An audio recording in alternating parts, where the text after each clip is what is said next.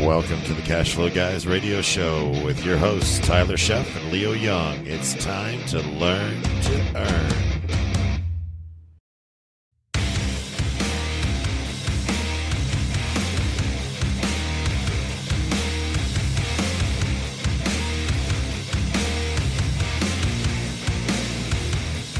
Welcome to the Cashflow Guys podcast, episode 10. In today's episode, ladies and gentlemen, we're going to be talking about self-directed IRAs and how you can use them fully to your advantage. So stay tuned for the Cashflow Guys.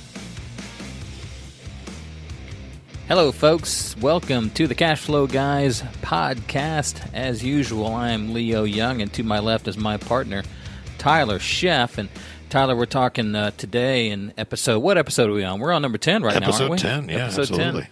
We're going to be talking a little bit about self-directed IRAs.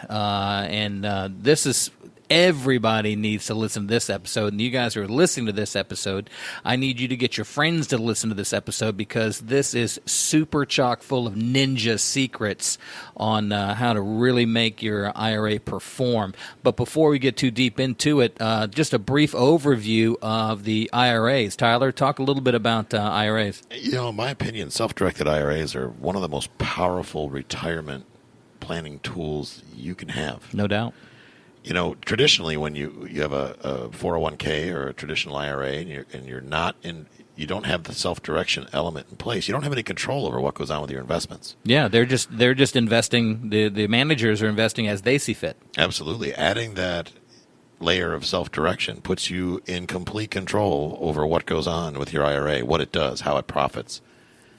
There's some guidelines and whatnot that have to be followed, like anything. But our government allows us to do this. Yeah, and it's one of those things where folks can be a little scared of that. And there are folks out there that listen to this podcast that really say, okay, here's what I want to do. I want to go out. I want to make my money. I want to put it in something for retirement. I don't want to know about it until I retire. And we're not a big fan of that. No. I'd like to count pennies and dollars and things like that. I want to know where my money is going. I want to be able to break down that pro forma and prospectus when I see it come in the mail. And for me, I want to be able to control where my money is going. That's the big thing. Well, absolutely. And, a lot of people ask, is it legal to purchase non-traditional assets using my IRA? And the answer is absolutely yes. In 1974, they started the what they call ERISA, the Employment Retirement Income Security Act. That passed the responsibility of retirement saving from the employer to the employee. And then in 1975, IRAs provided individuals a chance to direct their retirement funds where they're invested and what they're invested in.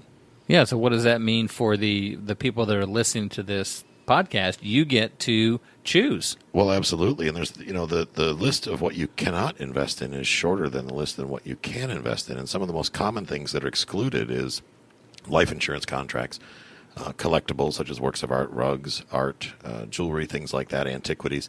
These are things that you are prohibited from investing in with a self-directed IRA. But there's just a huge host of options available, what you can invest in.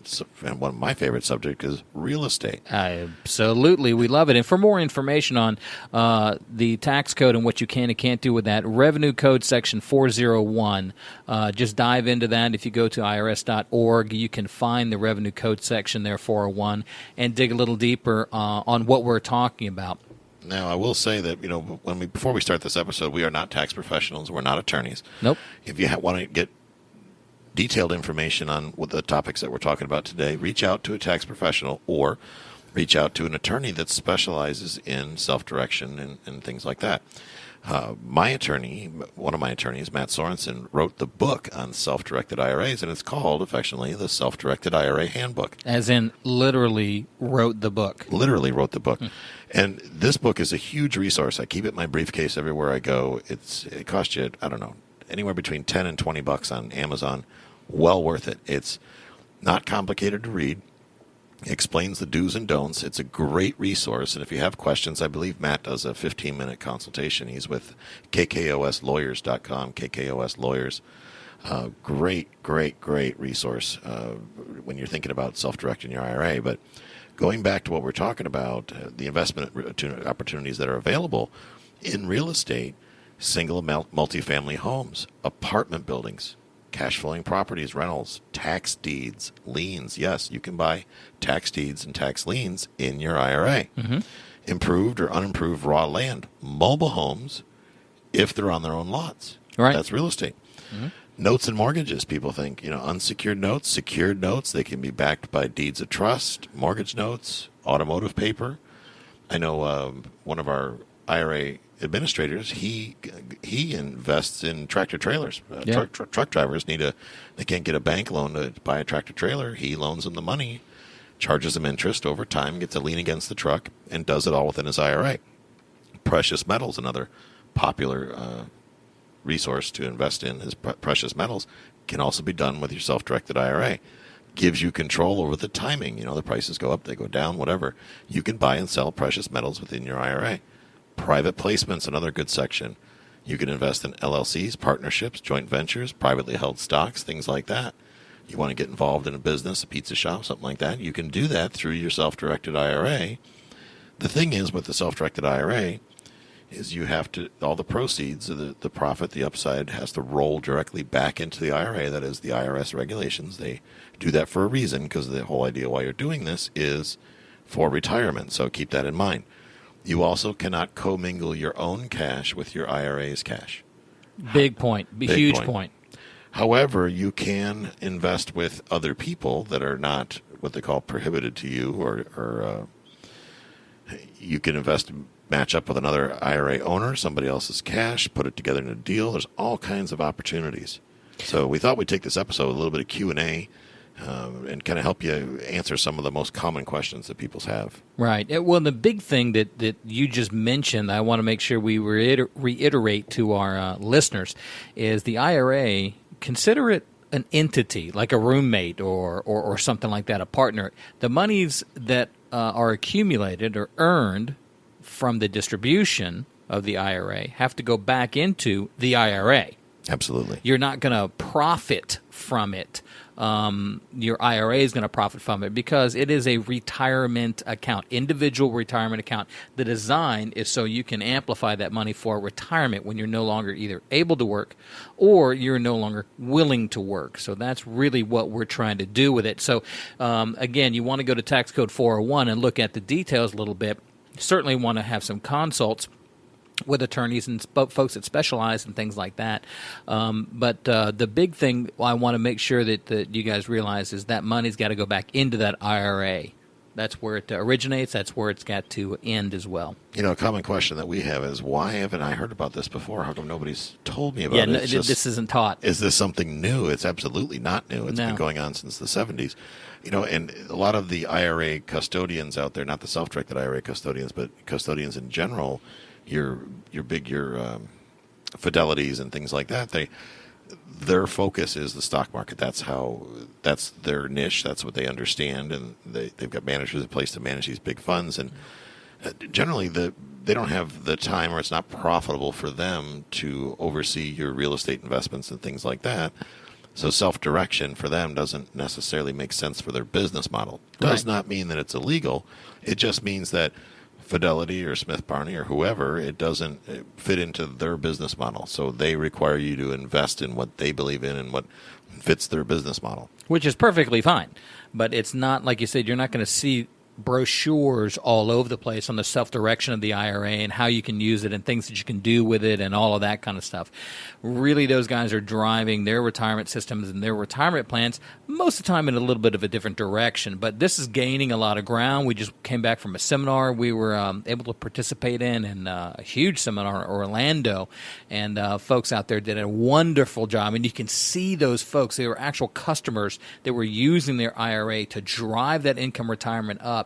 And they were telling stories about properties they found and notes they bought and joint ventures they were making and all these success stories using their IRA funds to really jump forward and move that money into a real positive direction. Now, folks, what we're going to do, we're going to take just a break for a second. When we come back, we're going to dive a little deeper into the self-directed IRA. So stay tuned. We are the CashFlow Guys.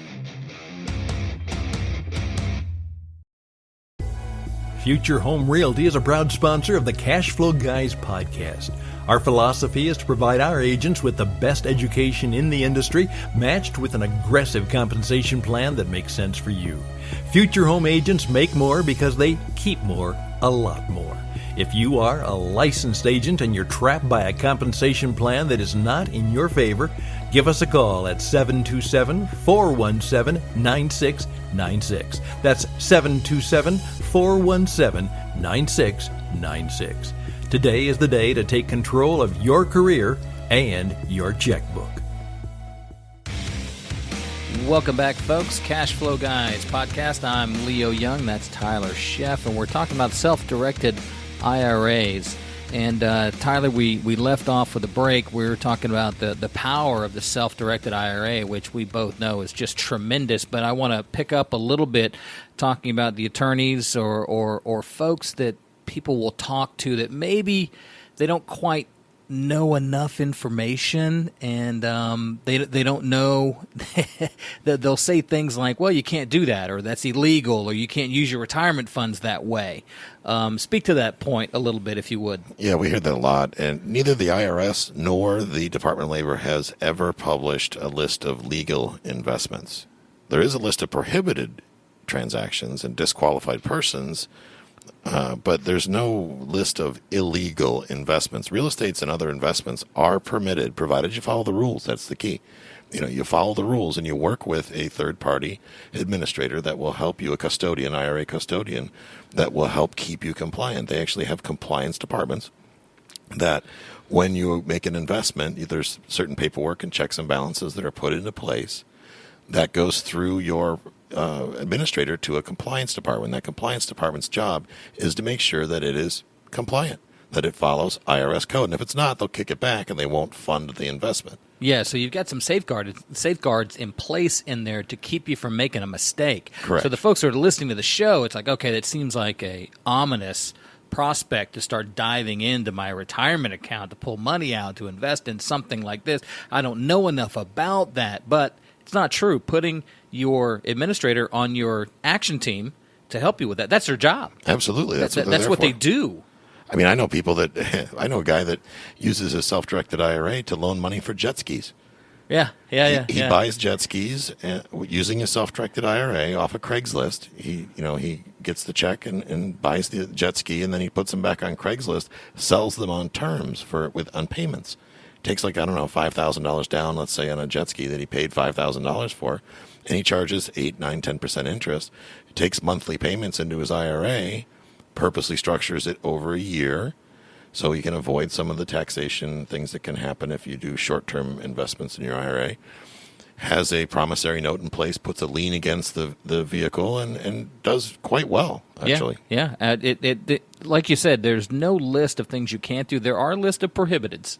So Yes, go into the tax code, look at tax code 401. You can dive into there a little bit more. But taking it a little bit further, there are all kinds of retirement plans out there, SEPs, traditionals, all kinds of stuff that are not or may not qualify as the self-direction. Can you consolidate an IRA, just a typical IRA, contributory, non-contributory to the matter, into something different? Absolutely. Your traditional IRA and your SEP IRAs can be consolidated into a single traditional IRA. A simple IRA, as long as you've had it 2 years, you can put that into a traditional IRA, and you could take multiple Roth IRAs and consolidate those into a single Roth IRA. So that's absolutely allowable. Yeah, not a problem. Now, there are folks out there, there are listeners that say, okay, that's all fine and good, but I don't have an IRA. I work for company XYZ, and they provide a 401k plan. That's different. 401k is a tax code, obviously. Absolutely. So they provide a 401k. So is that directable? It is directable. Self-directed IRAs, a lot of people that have the 401ks, check with the plan administrator at your place of work or whoever they've hired to the benefits department or something like that. Find out if they allow a rollover or an early withdrawal in which you would then take that distribution. They call it an in-service distribution or in-service transfer. In some cases, like Verizon employees, for example, if you work for Verizon, your plan, I find out because several of our investors work for Verizon, you can take up to 25% of the proceeds of your 401k and roll and get a distribution in service transfer, you can take that money out penalty free as long as you roll it into an IRA. So you can take it from the 401. Correct. Obviously, you got to call the administrators on both ends to make sure. You can take it out of the 401, certain amounts of it, and put it into something that is self-directed, a self-directed IRA. Correct. There are a portion of 401k plans out there that do allow that to happen. Not all of them, of course, but there are several that do. Additionally, if you left that employer and you still have that 401k in place, let's say you worked for, I don't know, Walmart, you had a 401k plan with Walmart, now you work at Sears, you are able to roll that over into a self-directed IRA without taking any penalty. Right, which is a huge benefit for folks out there because we remember, because it was not that long ago, and many of us got stung with it, the 401k crash a few years ago where those 401ks plummeted. And folks lost all kinds of money in that. So they thought they were diversified, but we're talking about even bigger levels of diversification. So even keeping your 401k, carving out portions of that to a self-directed fund. So you're talking about diversification inside diversification. Absolutely. Which is better. And then, of course, with that diversification, with the self-direction, i.e. the first two words, self-direction, you determine where the money is going. Absolutely. Not just the administrator. Yeah. Now, if we move a little, we talked about some stuff, real estate, precious metals, coins, things like that. Obviously, Tyler and I work primarily in real estate for a lot of these folks. Let's talk a little bit about what you can't do. I think it's important to talk just a little bit about some prohibited transactions. Well, I'm glad you brought that up. Prohibited transactions, your retirement plan is intended to benefit you when you retire, not before. Yes. And that's the mistake people make when they're asking a lot of questions. Transactions that can be interpreted as providing an immediate financial gain to the account holder, and when I say immediate, I mean pre-retirement, and other disqualified persons are not allowed. For example, as an IRA holder, you cannot borrow money from or lend to the IRA. Right. Okay? The IRA, like you said, Leo, in your analogy, is a separate entity. You can't sell, exchange, or lease property to the IRA, to your IRA, or from your IRA to yourself. For example, you can't go buy a bed and breakfast in the Keys with your IRA and then go stay in it. Or even buy a college condo for your kid out of your IRA and have them stay in it. Exactly. You can't use the IRA as a security for a loan. You can't pledge it as a security vehicle for a loan. That's considered a prohibited transaction. You can't transfer the income from the plan or the assets to disqualified persons, and we'll talk about disqualified persons in a moment. You cannot lend IRA money to disqualified persons. Right, okay? right. And generally those are people that are closely related to you. You can't furnish goods and services or facilities to disqualified persons. So if somebody, when we get into the disqualified persons, that would be the analogy, you buy a place and you let a disqualified person stay in it, that's a big no-no. You can't allow fiduciaries to obtain or use the plan's income or assets for their own interest. It really comes down to self-dealing. The whole idea is for you to benefit in retirement. Yes. Okay, not before. And these are the questions you have to ask yourself. Am I benefiting from this today? And if the answer is yes, then you can pretty much bank on it being a prohibited transaction. And I can tell you, folks, don't go down that road. Don't make those mistakes. The penalties are tremendous. Absolutely. Well, and that all bears to the point about having that action team in place where if you have one of these accounts or one of these funds, you need to know who your administrator is, who's assigned to you to ask questions about this and to gain that compliance edge. That's what they do. That's their job. Absolutely. And they're there to protect you. So they tend to make things sometimes a little tedious. And I work with IRA administrators on a regular basis when we do private lending and things like that. And yeah, they can provide certain challenges, but I'm glad they're there because it provides that extra layer of security, that system of checks and balances that puts them in place. And in doing what we do in real estate, we've got all kinds of people that are running around going, oh, can you give me a quick $100,000 so I can flip this house? They don't have a plan. They're not doing paperwork. They're not placing liens against the property. They're not taking the steps to protect the lender.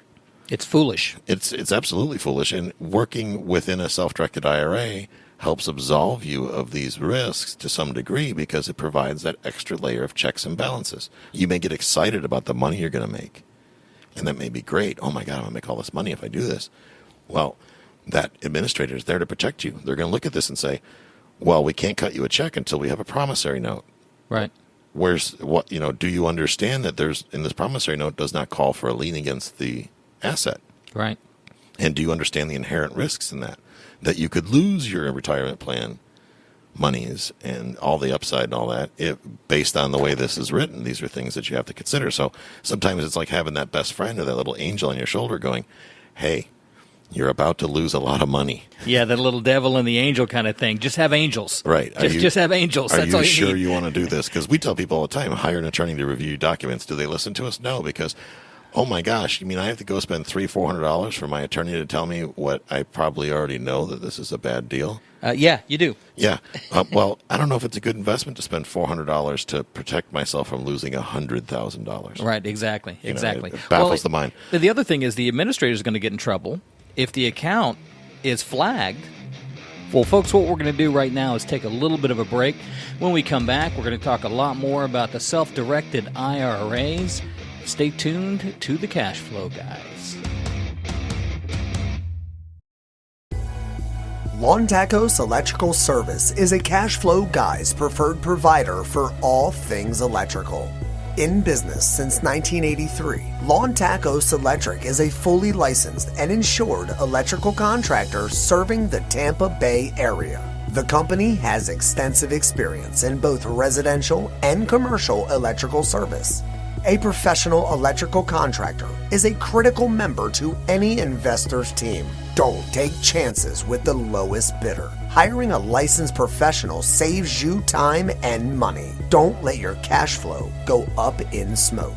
Instead of calling the fire department, call Lon Tacos Electric at 727-938-8895.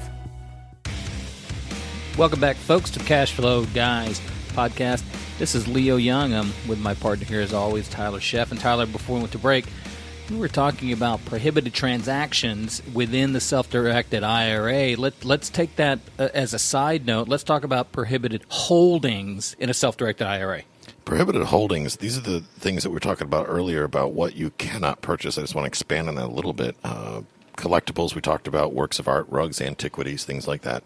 Metals other than gold, silver, and palladium bullion. I don't even know what palladium bullion is. What is palladium bullion? Palladium. I know what a bullion is. Palladium, isn't that out of Chicken a bullion or cartoon? beef bullion? Beef bullion? Yeah, Right. you can't buy that with You your can't IRA. buy soup with your IRA. Gems, gemstones, stamps, that kind of falls under collectibles. Coins, some coins. There's a whole list on coins that you can and cannot buy. Alcoholic beverages. There's a bummer. Yeah. Can't invest Can't in buy a beer. 12-pack of bear. Fine wines, things like that, or any other tangible properties as defined by the Secretary of Treasury. Well, and that is one of the things, again, you have to consider that these rules are made up to protect people, you hate to say it, but protect them from themselves. And I'm not big on, government controls and different things like that, but realistically, when you're dealing with huge amounts of money and that kind of stuff in these IRAs and money that is really critical for retirement and what folks need to do when they're not able to work or they're no longer working, it's really important that money that they have accrued over a lifetime or a career is there for them and is accessible. So I'm okay with the rules that are put in place. Now, let's go a little bit about the money. What happens to the money that's not invested in an asset? So let's say, for example, there's a $100,000 Right. in a self-directed IRA with, Joe, the worker guy. If he wants to direct that money into a real estate transaction, which is perfectly fine, as long as he follows the rules and does what he's supposed to do, but it's only $40,000 to buy the asset. He's got another $60,000 sitting in his IRA. What happens to the $60,000? Well, the $60,000, it stays in the IRA, but it in some cases, depending on the administrator, they have savings accounts and custodial bank accounts and things like that are insured. However, the yields are very small. It's similar to putting it in a traditional bank account, traditional savings account. In most cases that I've seen, it's less than 1% or very close to 1%. So the important thing when you're self-directing your IRA is to keep your money moving. It Yep. has to keep moving. And one of the things that we find a lot is that a lot of self-directed IRA holders, they'll do a transaction like you said, and they'll have change left over, and that change just sits there. Well, that money can be doing something. It could be earning something. Right. And one of the things that people miss is simple arbitrage, retail arbitrage. Let's use a different example. Somebody goes out and you buy a little 3-bedroom, 2-bath house, and you've got $100,000 in your plan, and you spend, I don't know, $99,000 on that, and you still have $1,000 left in your account. Okay, so you've eaten up most of the account, but Sure. you have a little bit left over. Right. Now you want a little bit of money in there to cover your fees, and each administrator has a fee schedule. Usually just go to their website and look up their fee schedule. Yep. And you want to make sure you have money in there for fees. And let's say that now the tenant on that property has started paying some rent, and you're getting $600, $700, $800, $1,000 a month coming in. Now, over a period of time, they will build, and then you'll be able to invest in something larger. But while you're waiting for that to happen, what do? You obviously leave some of money aside for reserves, so you can take care of repairs. Because, again, repairs and things like that and upgrades to the property that you bought, that has to come from the IRA's coffers. Right. If I need a new roof, I can't pull it out of my pocket. It's got to come from the IRA's pocket. Correct. So you do need to leave some money in there to be able to handle those things, and that comes down to planning your investment. It's no different than buying a property outside of your IRA. You have to have those fail-safes in place. However, from time to time, you'll find that you're going to have a little extra money in there. You want to do something with it. Think about it. You go on Craigslist. Think about know what you know. Okay? We talked about that in previous episodes. Certain things you know that, I don't know, like the jet ski is a great example. You find a little boat for $500. Mm-hmm. Buy it with your IRA. Fix it up a little bit, or have somebody fix it up. That's the thing, you can't do it yourself. But resell the IRA, or resell the asset, that little thing, that trinket. Mm-hmm. Resell it and put the proceeds back in your IRA. Be creative. Sure. Yeah. Loan the money to somebody. Let's say you know somebody that's not a relative, not a prohibited person, but they have a high interest credit card. Make a deal with them to where they give you a promissory note. You give them that $1,000 or $5,000 to pay off their 18% or 30% or whatever it winds up being credit card balance, in exchange for giving you the principal plus interest back to your IRA. Not you, but your IRA. So let's say you've got $3,000 in there, and somebody has the $3,000 on their credit card. Say, hey, your interest rate's what, 18, 20%? Yeah. Well, how about I could loan you the money to pay off your credit card for 10% interest, and you can pay me back over 2 years. Well, that's great, but what security do you have to take a lien against their car? Mm-hmm. Maybe hold their credit card. Be creative. These are the things. And reach out to your IRA administrators and attend the events that they put on. Most of them put on events and networking opportunities where you can meet real estate investors, car dealers, all kinds of things. There's all kinds of opportunities out there that are perfectly legal that you can invest large or small sums of money in to keep the money moving. That's the key about the self-directed IRAs, is to keep the money moving. Well, you jumped ahead of me a little bit on that last one. I'm glad you did to the last point. Let's say the example you just used is $100,000 that Joe, the auto worker, has in his IRA, and he goes to do it and leaves a little bit left behind. Well, what if this is a 22-year-old person or someone who doesn't have very much in their IRA, just a few $1,000s? That's a great point, reaching out to somebody that is not prohibited to pay off their credit cards for them, structuring it, of course, through your IRA administrator, making sure it's exactly how it needs to be. What a win-win that is. Absolutely. Knock that high-interest credit card out. 10% is a huge yield on the money out there, and it's significantly less than what they were paying anyway. Absolutely. So it's a super, super big win-win as long as you have it structured right and it feeds the IRA and it doesn't feed you.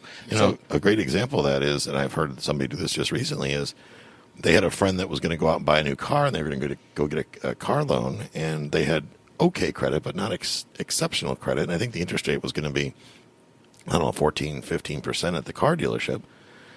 The IRA holder said, I'll buy the car cash in my IRA.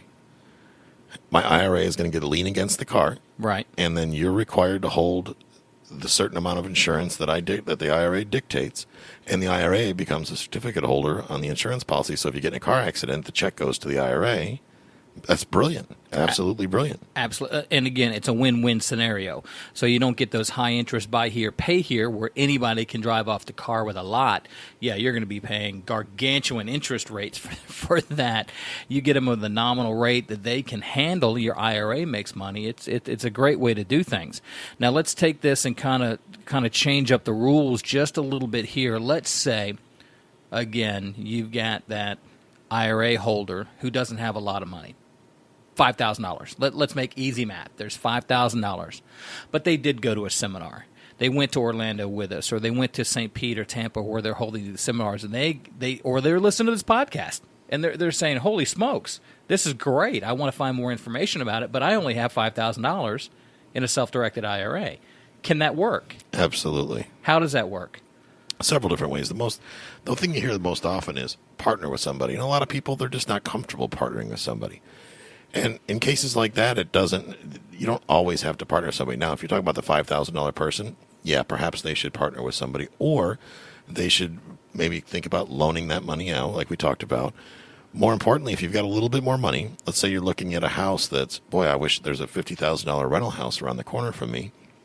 I'd love to buy that house, but I only have $25,000, $30,000 in my IRA. I guess I can't buy that. Wrong. And they think, well, I'm going to have to partner with somebody. Again, wrong. You can get a non-recourse mortgage loan from companies, from lenders out there, mortgage companies that specialize in loaning money to IRAs to make such purchases. How it works is it has to be non-recourse. IRS regulations say that it has to be a no-recourse loan, which means in the event of default, they can't come back against you personally because you personally are not buying the asset. The IRA is. And since the IRA is not a real person, does not have a social security number, there's not a viable way for them to have recourse. Right. So how they protect themselves is the loan-to-value ratios are very conservative. In other words, they want 50%, they'll loan up to 50% of the value. Well, if you have the other 50% sitting in your IRA, 50% and 50% means 100%. Right. So the guy with a $25,000 IRA can buy that $50,000 house. All that proceeds rolls back into the IRA, and the IRA makes the loan payments. The IRA administrator makes those loan payments. So the person that's making the purchase, using a non-recourse entity to cover the rest of the note, they're not making the payments. They're not writing the schedules. They're not doing any of that. Your administrator is actually the one that's taking care of all that for you. Absolutely. That's all done for you. I'm sure there'll be a little fee here for that, so you're going to have to factor that in. But talk to your IRA administrator, even if you have a little bit of money, if you have a lot of money, if you have any money in a self-directed IRA, or really any retirement account that you have, take that guy to lunch. Absolutely. Put him on. You're giving money to this program to retire with. You need to not just throw that prospectus and pro forma into a PDF file and throw it and put it in the cloud somewhere. Take these guys to lunch. Have a phone conversation with them. Start looking at different things that you can do to help get that IRA performing better than it is. Because if it's just left in there, Tyler, it's not yielding a lot. Absolutely. It's important to note is that on that same subject is IRA administrators and custodians are not. They're prohibited to recommend specific vendors and investments. However, they can talk in general terms. They can talk, they can use examples of what other clients have done or what they themselves have done in their IRA. So they're a great resource. They don't say, call Tyler and Leo if you want to invest in apartment buildings. They can't do that. That's against the law, and as it well should be. I can say that. Call Tyler and Leo if you want to invest in apartment buildings. Yeah, absolutely. I can say that all day long. I was like, well, actually, call Tyler. Leo will bore you with insurance stuff. We'll talk iBanking at that point. Yeah, there you go. Call Tyler. Well, folks, that's going to do it for episode 10 of Cash Flow Guys. I want to thank you for joining us on the radio here, and we're going to be going to episode 11 pretty soon, and we hope that you will tune in. As always, if you want to reach us, info@cashflowguys.com, and visit our website, obviously, cashflowguys.com. We will listen for you on episode 11. Thanks so much.